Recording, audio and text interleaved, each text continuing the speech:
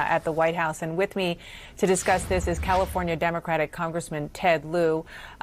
Congressman, thank you so much for joining me. I asked you to come on not necessarily as a member of Congress or as I think you would call yourself a partisan Democrat, but as somebody who was an active duty officer in the United States Air Force. So with that sort of hat on, talk about what you hear when you hear these comments that the president reportedly has made.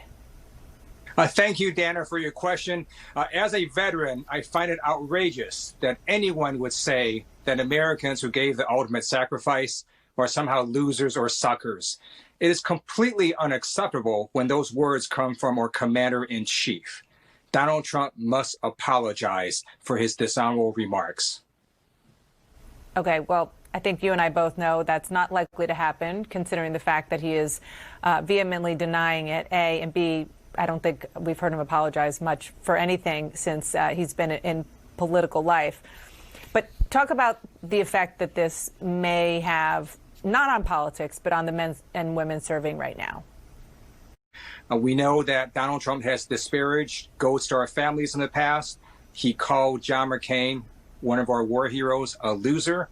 By the way, Donald Trump can start for apologizing for calling John McCain a loser. He's on videotape saying that.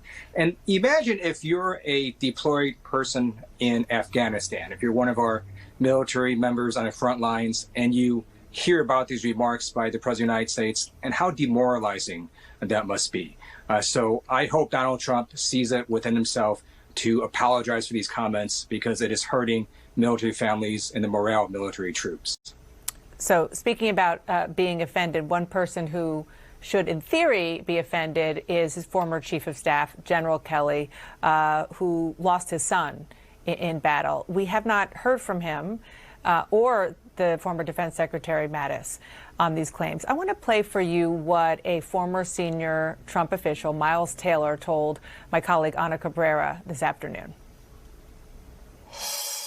I hate to tease this, but as you'd expect, Ana, I've been pretty actively involved in trying to give people the confidence to come out and say what they need to say and to not fear this president. And I do think in the coming days here, I'm going to have some news for you in that regard. And I think we will have more folks attaching their names to direct criticism of the president, stepping out of the shadows.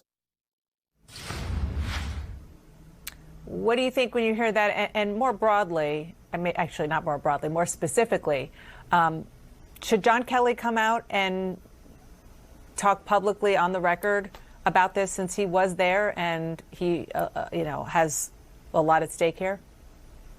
Both John Kelly and General Mattis have spoken up in the past. I do urge them to do so again. The fact that they have not denied these reports, I think, already speaks volumes. And we have John Bolton essentially saying that Donald Trump very well could have made these remarks. But it's also consistent with Donald Trump's behavior. In addition to attacking Gold Star families and calling John McCain a loser, Donald Trump has yet to condemn Vladimir Putin for paying money to the Taliban to kill U.S. troops. So this is completely consistent with Donald Trump's past behavior and current behavior. And I don't think anyone in America really believes that Donald Trump didn't say this. Okay, well, thank you so much for joining me. You're right that General Kelly and Mattis both came out, but not very actively. It was just mostly about the president going over to the church and bringing the military with him for what was widely perceived as a political stunt. But for the most part, they've kind of kept quiet. So we'll see if that continues with this current situation, this current controversy. Thank you so much, Congressman Ted Lieu. Appreciate it. Thanks for joining me. Thank you, Dana.